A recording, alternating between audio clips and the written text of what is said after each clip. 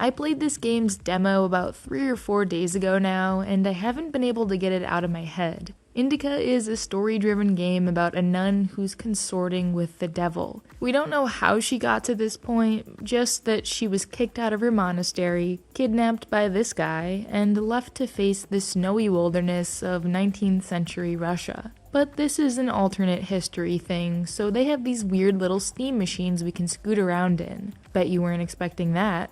Then again, the developers said it best. INDIKA is an indie game where everything goes, including some bizarre and surprisingly impactful camera angles. Gameplay-wise, it reminds me of The Last of Us without the weapons and zombies, trekking around, poking in and out of abandoned houses, some light platforming and box pushing. Now, Steam says it's coming out in Q2 of 2024, but there's a free demo up as part of Next Fest, from now until the 12th. Not sure if it'll be up longer, so get it while it's hot. And this short preview throws you into the thick of things, somewhere in the middle of the game. INDIKA was supposed to deliver a letter to the father at another monastery, and that's when she gets ambushed by this soldier. Except we don't really seem to be as captive anymore because he's losing an arm to frostbite. So out of the goodness of our heart, we're taking care of him. Already a very interesting dynamic between these two characters.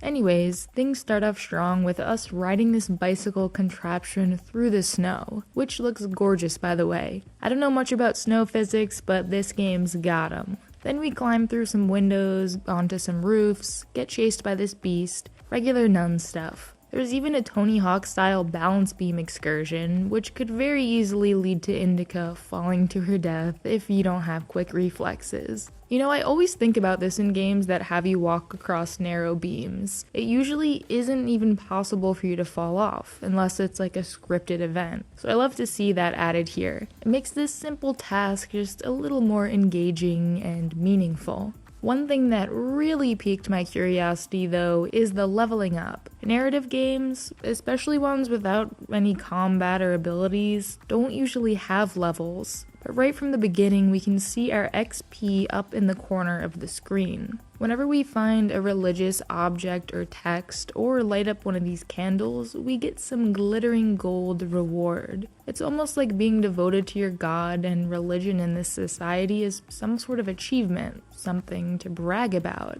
And leveling up grants us some unique perks, mostly the means to get more points more quickly. There's even a pray button, which lets you literally shift the environment around you in order to solve puzzles and progress. You kinda just have to play it and experience the whole package for yourself, especially the audio, and you'll see why this is a game where everything goes. A quick bit about the developers. Oddmeter, formerly based in Moscow and now in Kazakhstan, is hell-bent on changing the norms of the industry's traditional and often constrained approach to creating games. And yeah, I can definitely tell they're trying to do something that's different, and it's working. The story of INDIKA has got me curious. The scavenging and puzzle solving feels worthwhile, and like it's actually advancing the plot. There's something deeper going on here that hasn't yet been revealed to us, and I want to figure out what it is. I want to know exactly how this nun got into contact with the devil, and I want to know how we got to this point, riding a small bike with a frostbitten soldier on the back.